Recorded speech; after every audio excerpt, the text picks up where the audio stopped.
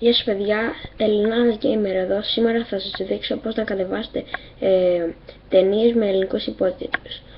Θα χρειαστούμε δύο προγράμματα, το mTorrent και το The Pirate Bay. Το mTorrent, για να το βρούμε θα πατήσουμε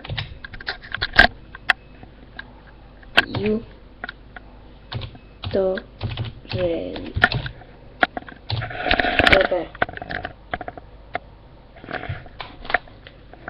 Και θα πατήσουμε Enter και θα μας βγάλει σε αυτήν την ιστοσελίδα.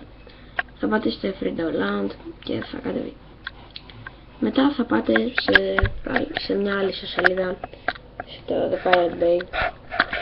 Θα γράψετε την ταινία που θέλετε. Παράδειγμα,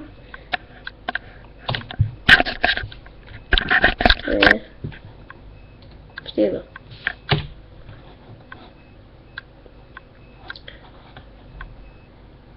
Θα την πατήσουμε JetStorm.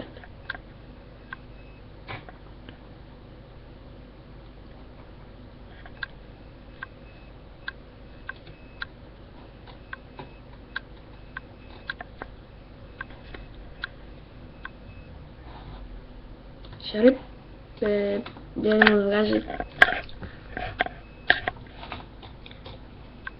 εδώ. Θα πατήσω OK, ξανά OK και η ταινία θα αρχίσει να κατεβαίνει. Μέχρι το επόμενο βίντεο, Ελληνάρας Gamer εδώ. Να είστε καλά.